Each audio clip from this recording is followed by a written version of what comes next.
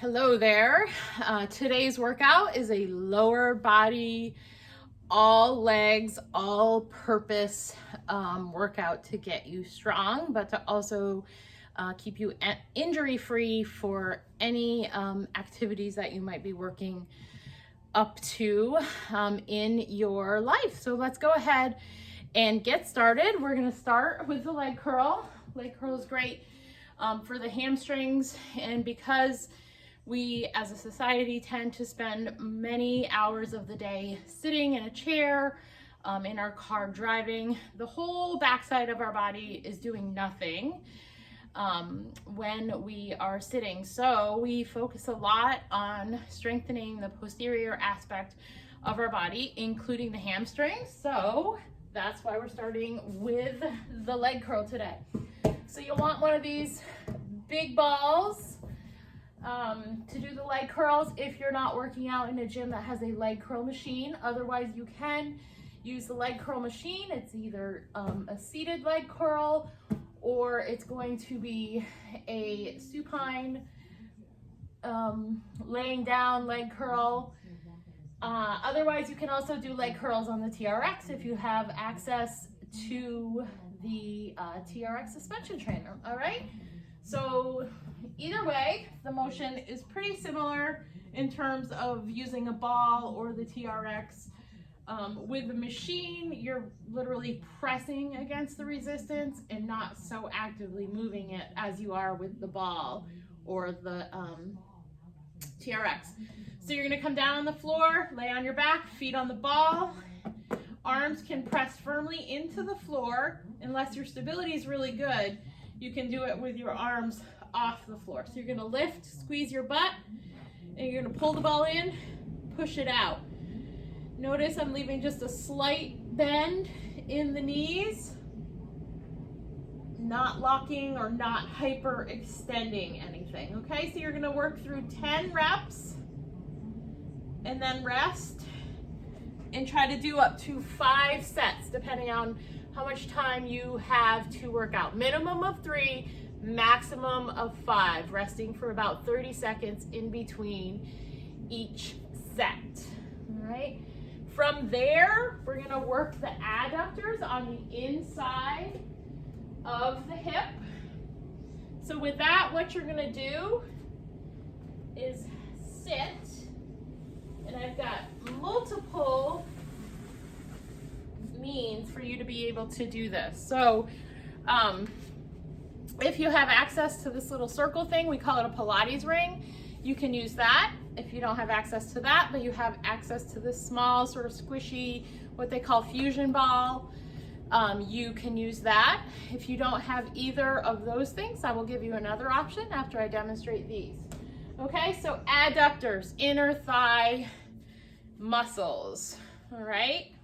So what you're gonna do is put your little squeezy ring or ball in between your legs above the knee joint, and then you're gonna squeeze and release. So you notice I paused in there, and you really wanna focus on driving through those muscles to make the action and not just push with the knee joint, all right? Might take a set or two before you start to feel that intensity, and I encourage you to play around with either the ring or the ball if you have access to both.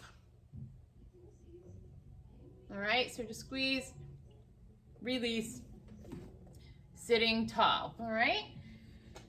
So if you don't have either of those toys at your disposal, the other way that we can work those adductor muscles is standing.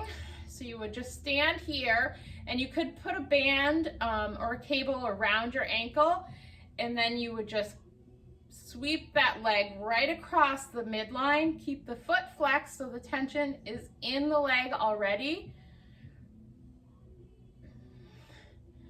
Just out and across. So start out and come right across. So then you're also getting the stationary leg is coming into that party because you're only working one set of adductors doing this.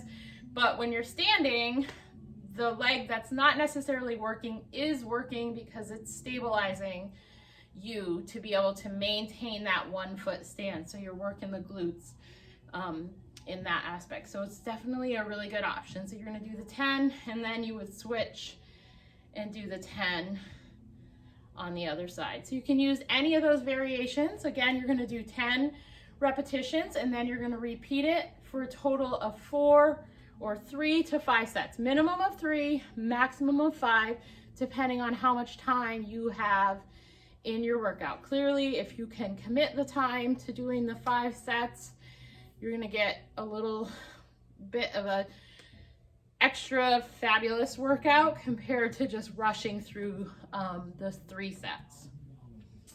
All right, from there, we're going to go to a glute kickback. So again, not a lot of like heavy weight because this is all purpose with the intention of building strength, but to also keep the body healthy.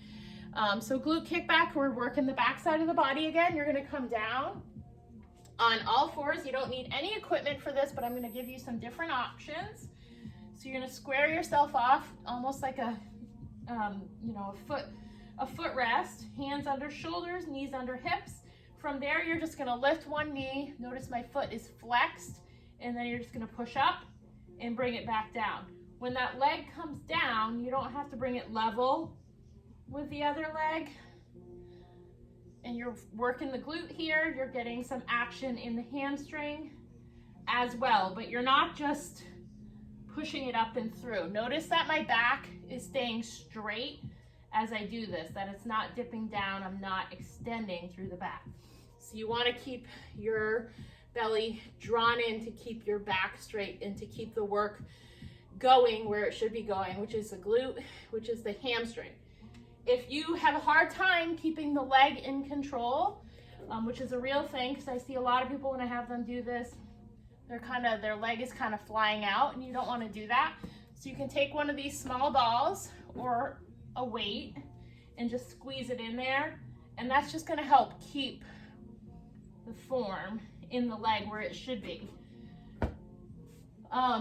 If you are the kind of person who just can't stand the thought of doing a body weight exercise because there's no way it can be effective, which is not true, you can use a heavy dumbbell, or not a heavy dumbbell, but a small dumbbell up to 6 pounds.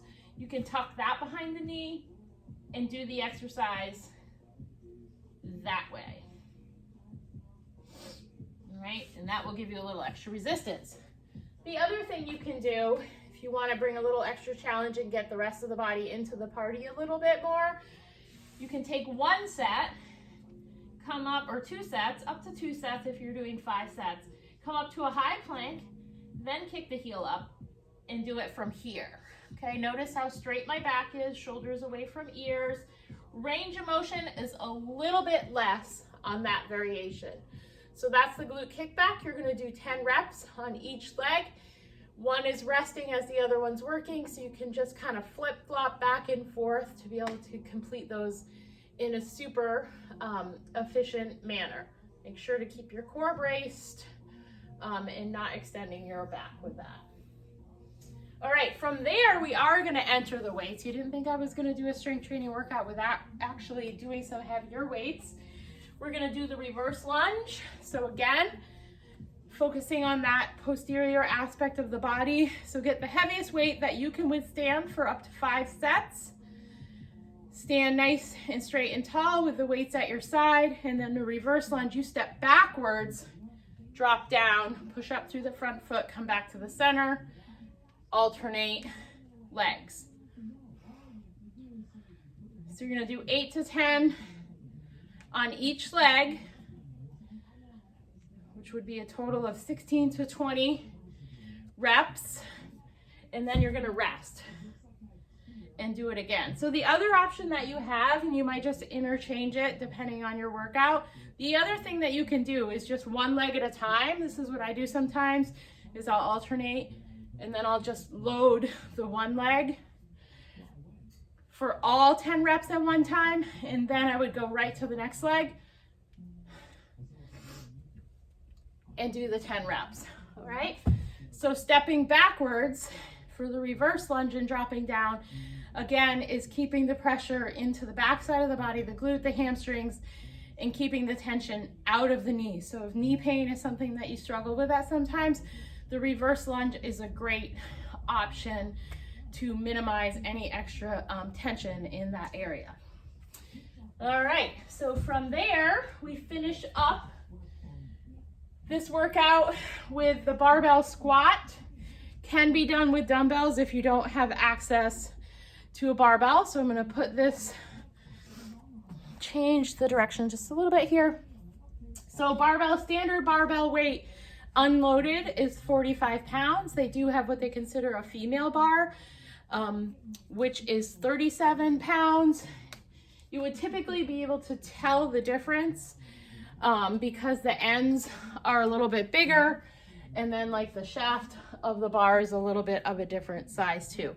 In most cases, in most gyms, you're gonna be using the standard bar at 45 pounds unloaded, all right? Here, because we work with a lot of women here in the studio, we have both bars, and we typically are using the female bar and loading that. So 37 pounds and adding on to there. So for the barbell squat, which is a very traditional squat, you're gonna come underneath the bar. You want to load the bar on the meaty part of the back. So not on the cervical spine, but on the meaty part above, just above the top of the shoulder blades. You're gonna push up, walk back, set your stance, keep your chest lifted, squeeze your abs in, and then push your hips back and down. All right, so your load, do your warm-up set with just the bar. You wanna keep your knees back over your toes. You wanna keep your chest lifted, thinking nose over toes, and then just sit and stand, squeezing your glutes, squeezing your inner thighs, squeezing your quads as you lift. Hips stay steady, knees stay steady.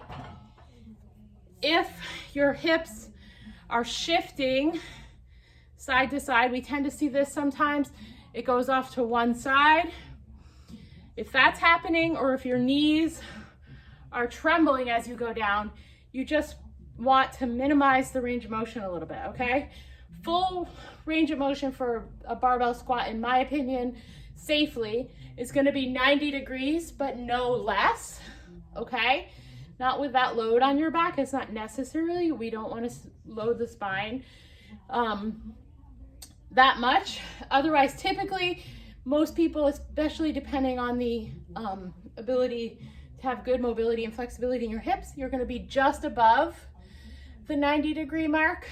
But if when you first start the exercise, your hips are shifting, your knees are quivering, just reduce, get used to the exercise. And then as you get stronger, you'll be able to go deeper. And I would recommend working on range of motion over being able to do the heaviest weight. Is going to be better for your body. But you want to be able to keep your pelvis nice and stable too. Another thing that people get into is coming down sometimes. It's what we call a butt wink. So you'll see this little movement in the pelvis as people move through their squat. And it's not, again, that's not great for the spine. It's gonna be hard to spot individually. So if you have questions about that, let me know. We can look at a video together, or if we're together in person, we can look at that. All right, so warm up with just the bar, no weight added on, and then you can play with adding weight on as you go and as you feel confident. If you don't have access to the barbell, just use dumbbells. That's totally fine. So again, up to 5 sets, minimum of 4 on this one, because that first set with the barbell empty is going to be a warm-up set. So you're still gonna do 3 additional sets after that warm-up set. All right, so that is this lower body workout.